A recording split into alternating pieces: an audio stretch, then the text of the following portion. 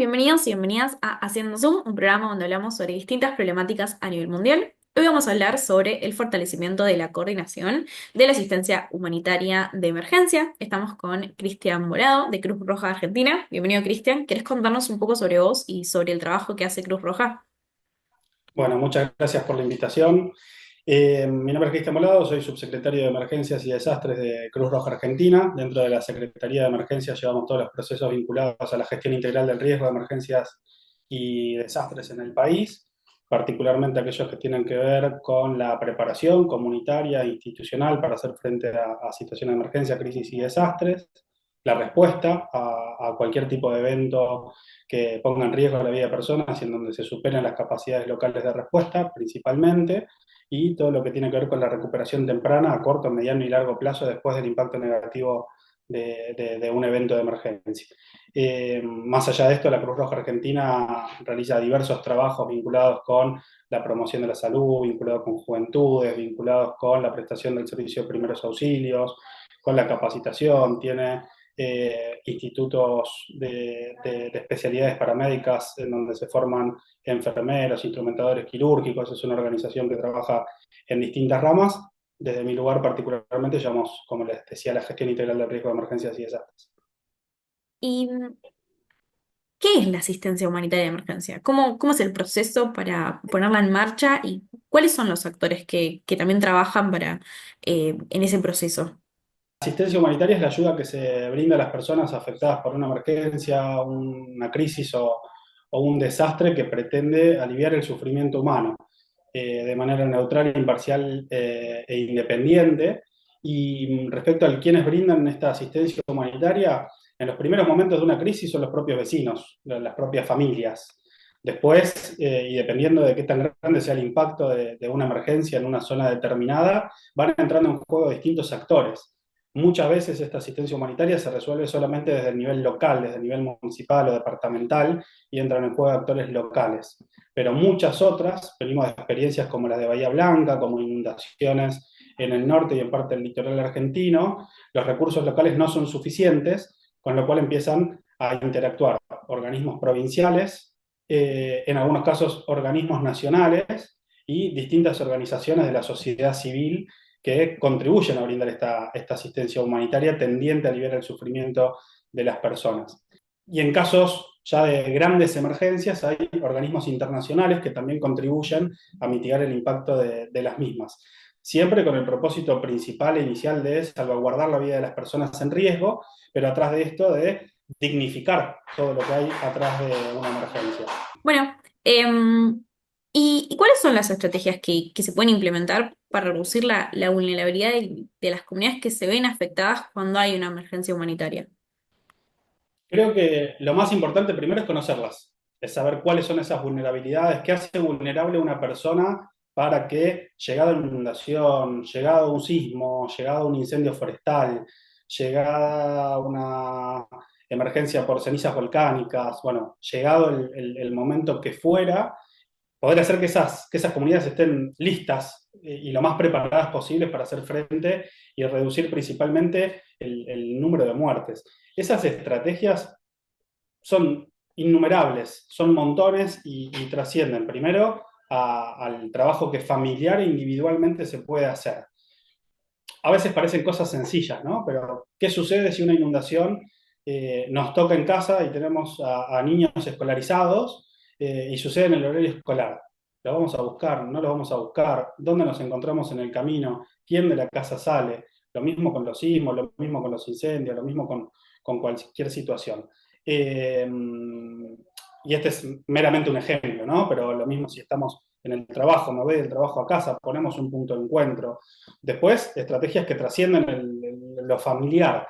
Si hay una inundación, y esto puede ocurrir en cualquier punto del país, hay una inundación porque llueve demasiado, como sucedió también en Bahía Blanca, muchos milímetros en poco tiempo, o como está sucediendo hace poquitos días en Palo Santo, en la provincia de Formosa. Llueve mucho en poco tiempo. ¿En qué momento me tengo que ir de casa? ¿Cuándo deja de ser segura mi casa? ¿Cómo tengo que irme? ¿A dónde me voy? ¿Me voy a la casa de un vecino? ¿Me voy a la casa de un allegado? ¿Me voy a la casa de un familiar? ¿Me voy a una zona alta? ¿Cuáles son las zonas altas en mi ciudad? Una cosa es trabajar hacia uno de los extremos de nuestro país, que tenga zonas montañosas, que tenga zonas de altura.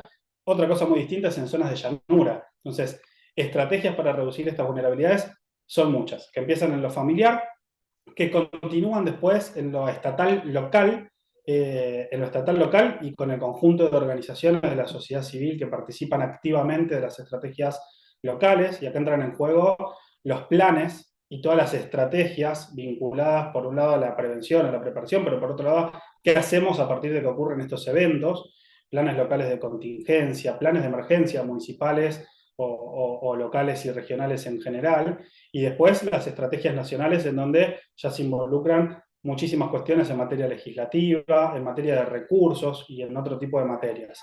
Ni hablar de las grandes crisis, como pueden ser los eventos sísmicos o los terremotos, en donde ya entran en juego mecanismos internacionales que también pretenden desde ya disminuir la vulnerabilidad en comunidades específicas, pero en donde los mecanismos de coordinación principalmente tienen que estar mucho más aceitados.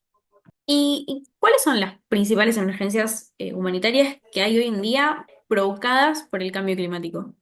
Y en general, nuestro país tiene al menos 40 hipótesis de riesgo, o sea, 40 cosas distintas que pueden pasar o 40 formas de agruparlas.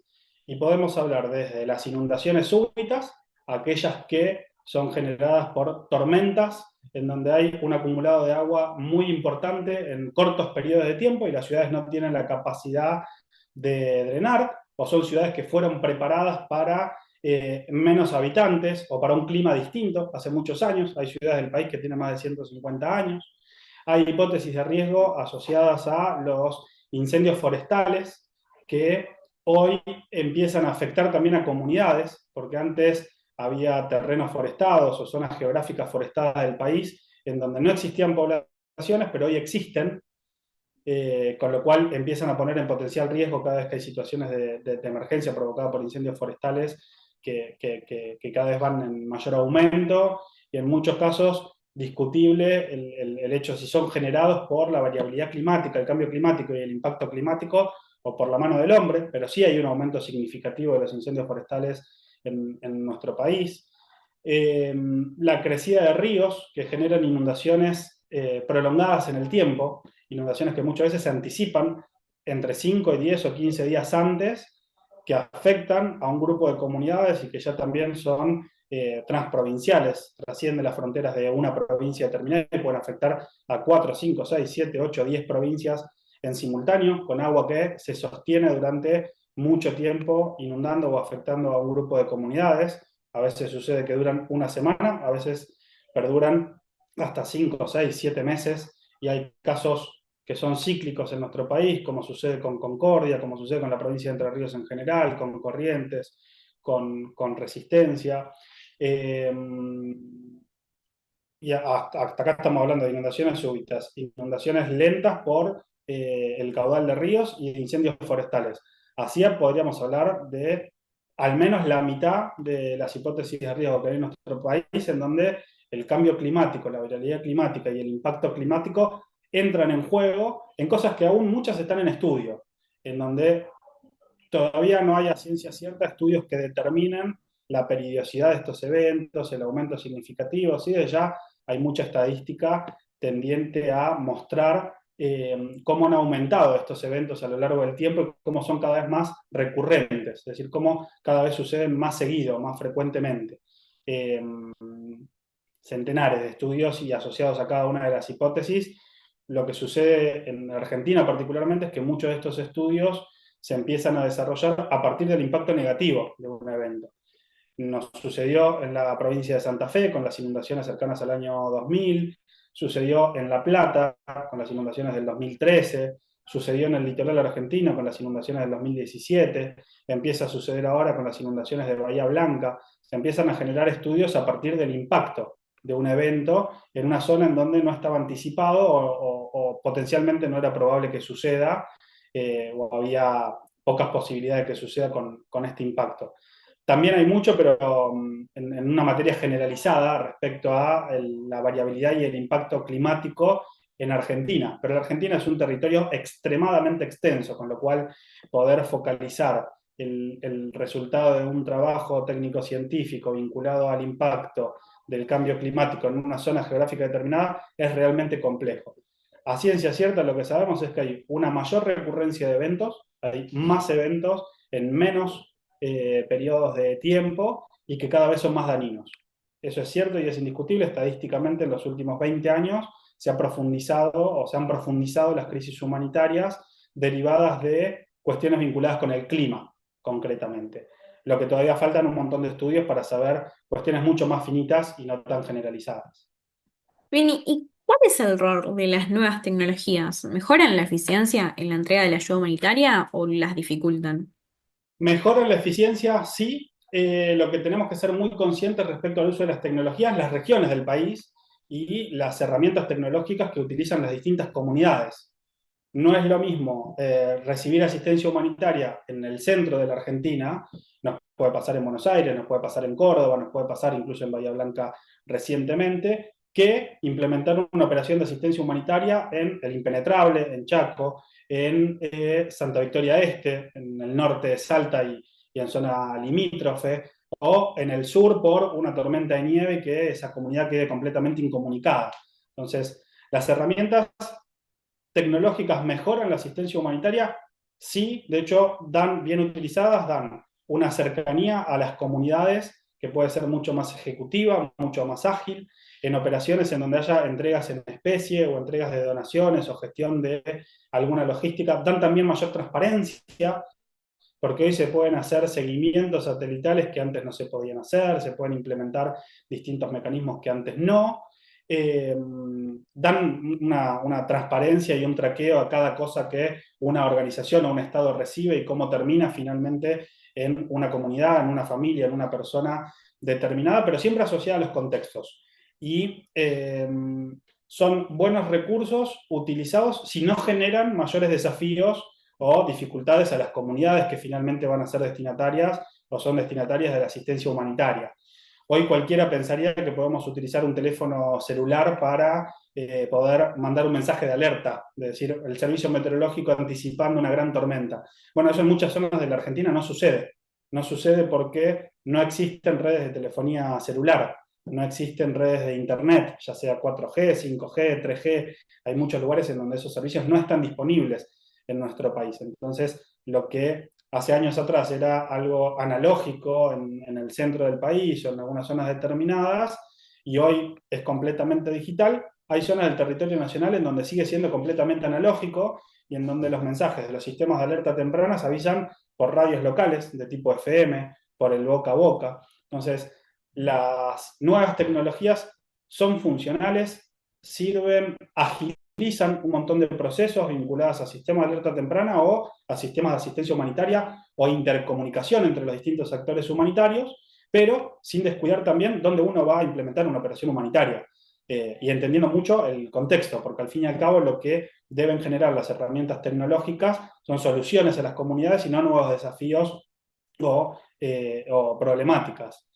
Por suerte, mayormente en todo el territorio nacional hay cobertura de todas las herramientas tecnológicas que podemos pensar, pero hay algunas regiones particulares y determinadas en donde no existen y en donde hay que pensar en soluciones en donde podamos incluir las tecnologías del mundo actual asociadas al uso real sin generar complicaciones comunitarias.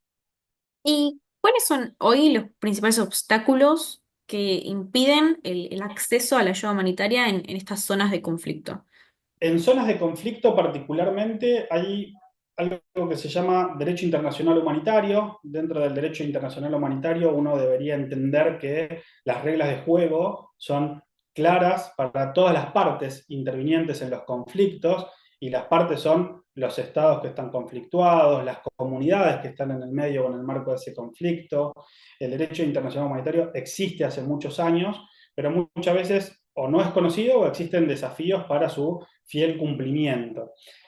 Particularmente en zonas de conflicto intervienen organismos internacionales. Dentro del movimiento internacional de la Cruz Roja y de la Media Luna Roja hay un componente específico que es el Comité Internacional de la Cruz Roja, el CICR, que es quien coordina y lidera las acciones integrales del movimiento internacional de la Cruz Roja para poder hacer frente a crisis humanitaria. La Cruz Roja en el mundo tiene tres componentes humanitarios.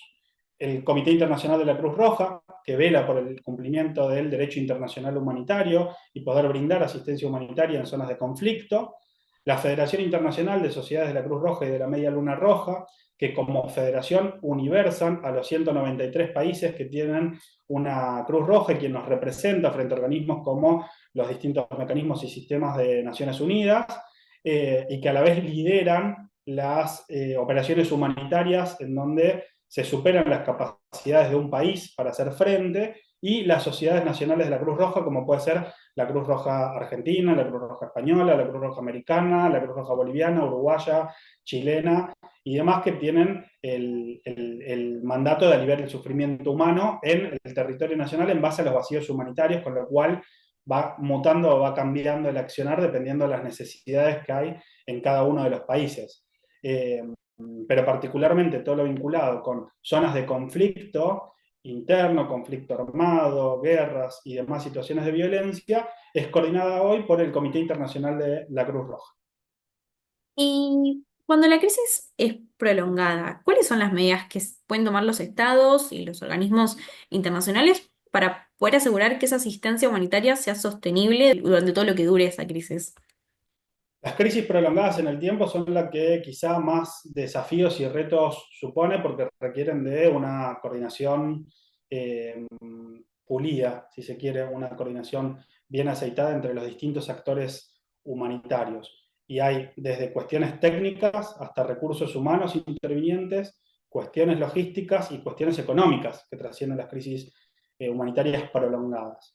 Quizá lo más desafiante es poder identificar en los momentos en donde inician estas crisis cuáles son los vacíos humanitarios, es decir, las necesidades humanitarias que no pueden cubrirse por desabastecimiento local, por falta de mecanismos logísticos para que la asistencia humanitaria llegue a los países, por ejemplo, la imposibilidad o no contar con vías de acceso marítimo, con lo cual no poder mover grandes volúmenes a un bajo costo, las distancias que existen entre aeropuertos y las zonas de un país afectada y toda la logística que conlleva poder llegar a un aeropuerto lejano, poder hacer distribuciones en tierra, ni hablar el daño en la infraestructura. Muchas veces cuando uno habla de crisis prolongada puede pensar o imaginar que hay daño en la infraestructura vial, en la infraestructura de la prestación de servicios para poder llegar a zonas con demanda humanitaria. Entonces, pensar en los desafíos y los retos que hay en las crisis prolongadas es primero pensar el tipo de asistencia humanitaria que uno tiene que brindar y por cuánto tiempo va a tener que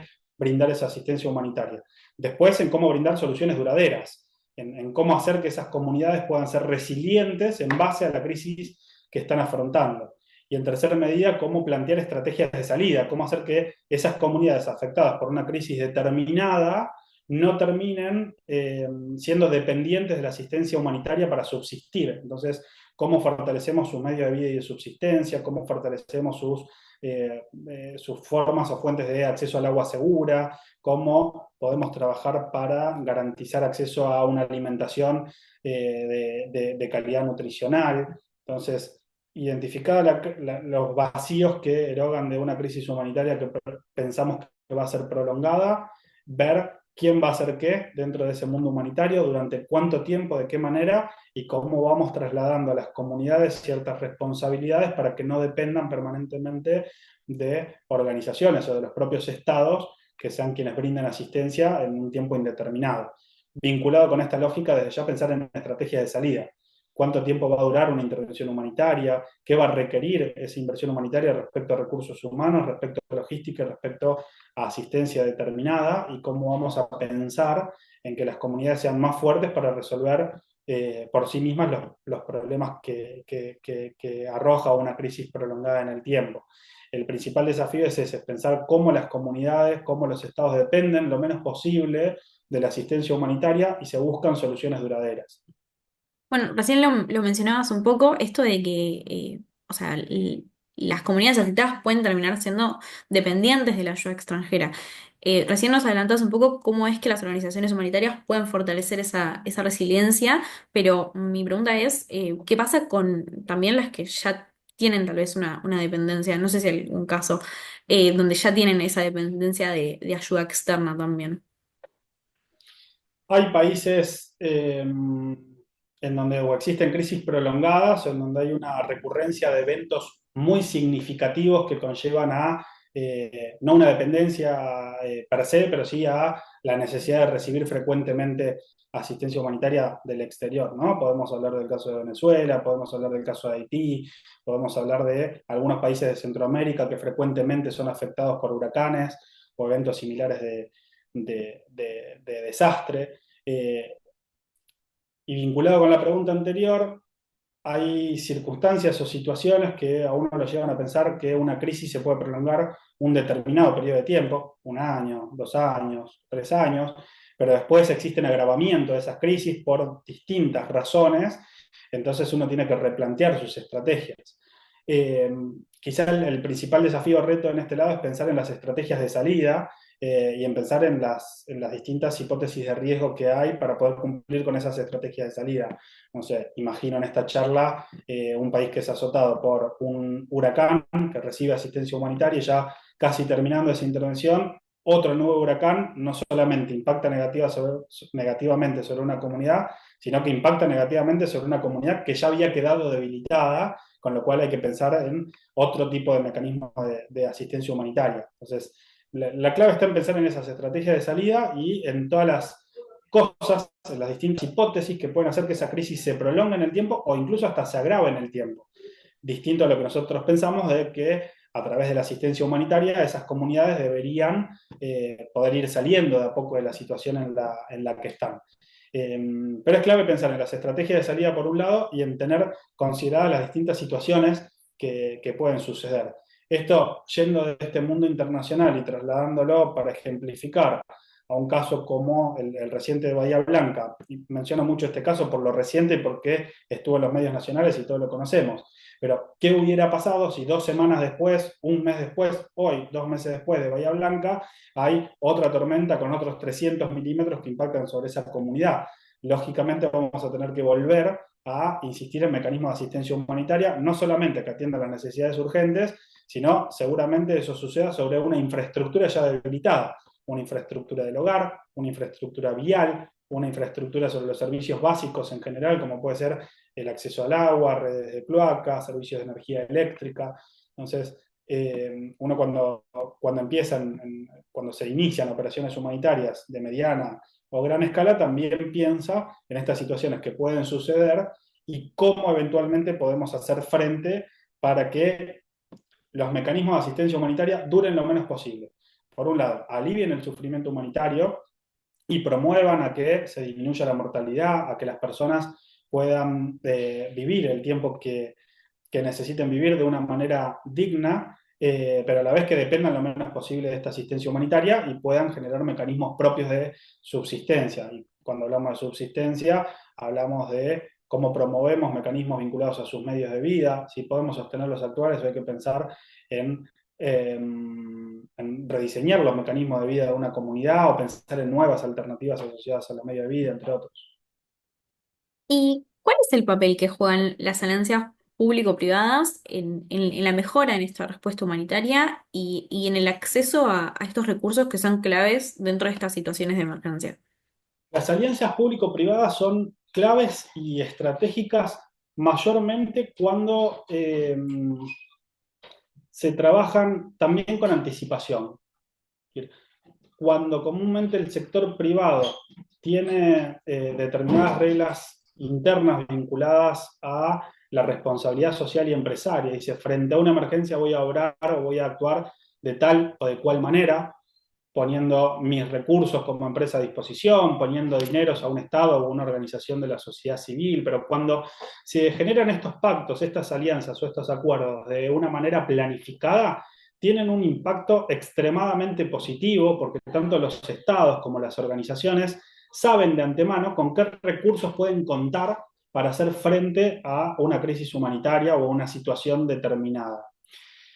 Es mucho más complejo cuando se moviliza la voluntariedad y todos los mecanismos que sensibilizan comúnmente a una nación entera o un conjunto de naciones por el impacto negativo, como puede suceder, y a partir de ahí queremos construir. O sea, a partir de ver en un medio de comunicación una situación crítica, como pueden ser los incendios forestales de Corrientes en el 2022, que salieron en todos los medios nacionales, a raíz de ver esa foto, es las distintas empresas pueden mandar recursos, pero recursos que quizás antes no estaban pensados o no estaban planificados, que desde ya de que son funcionales y sirven, pero muchas veces también generan demoras en la llegada de la asistencia humanitaria. Entonces, las alianzas público-privadas son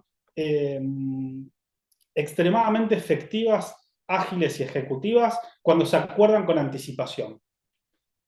Cuando suceden en el mientras tanto de una emergencia, una etapa de recuperación, son muy importantes y relevantes, pero muchas veces hacen a que se lleve a pensar sobre la marcha cómo se puede hacer un match entre una empresa, el sector privado en general queriendo aportar y las necesidades de una comunidad determinada.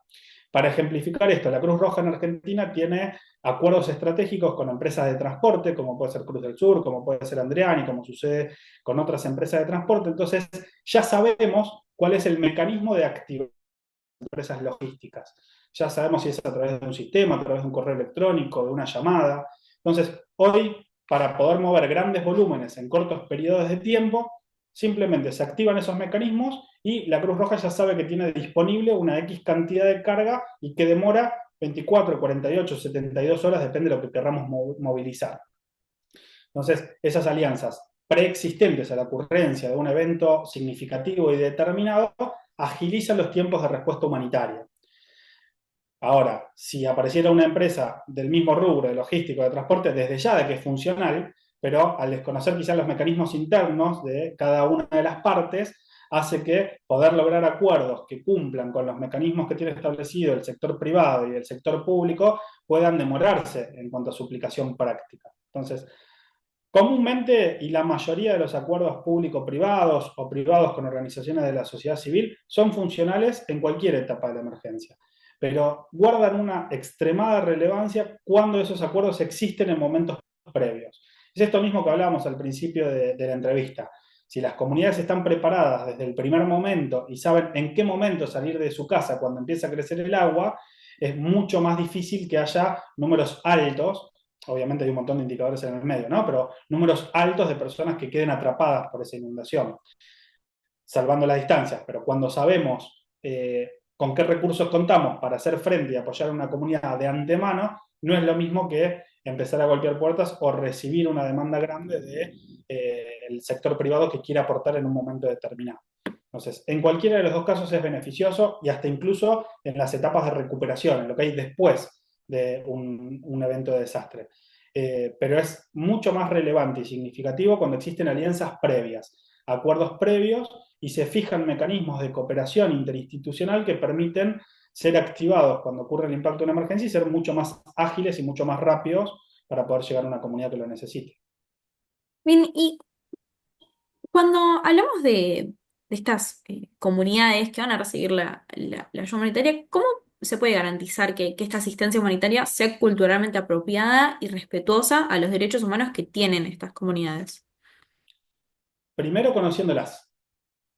El primer punto de esta pregunta es conocer quién es el destinatario, quién está del otro lado, conocer cuál es su cultura, conocer cuál es su forma de vivir el día a día. Y a partir de conocer a las comunidades, involucrarlas en todos los procesos de toma de decisión, en algo que se llama rendición de cuentas y participación comunitaria, pero incluirlas en todos los procesos de toma de decisiones. Respecto a esto, me parece positivo quizá para graficar un poco la respuesta a esta pregunta. Eh, Comúnmente en las grandes crisis y en los grandes desastres hay una solidaridad enorme, gigantesca del el resto de las personas o familias que no fueron afectadas de manera directa y se movilizan muchas donaciones. Se movilizan donaciones de artículos de higiene, de artículos de limpieza, de ropa, en fin, de distintas cuestiones. Pero en muchos casos ha sucedido y sucede frecuentemente que, más allá de esta solidaridad, llegan a zonas del norte del país, escobas, en un lugar en donde hay casas que no tienen piso, o que llega ropa de verano, o ropa de invierno, cuando las estaciones quizás no se viven de la misma manera que se pueden vivir en otra región del país. Entonces, eh, podemos ser asertivos y efectivos si conocemos cuáles son, por un lado, las cuestiones culturales en una comunidad determinada, y vuelvo a lo mismo que conversábamos puntos atrás. La Argentina es muy diversa, la Argentina y el mundo es muy diversa en cuanto a su culturalidad, en cuanto a sus creencias, en cuanto a su forma de vivir el día a día, en cuanto a su forma de alimentarse, en cuanto a sus distintas herramientas y mecanismos de formación cultural, en cuanto mismo a la escolarización, en cuanto a un montón de aspectos, ni hablar de cuestiones vinculadas a género, a inclusión social, es muy diversa. Entonces, lo mejor que podemos hacer para ser efectivos y asertivos es conocer quién es el receptor de la asistencia humanitaria del otro lado, conocer sus culturas y conocer todo lo que trasciende a una cultura. Y por segundo, y en segundo término o en segundo punto, es trabajar con ellos las mejores soluciones.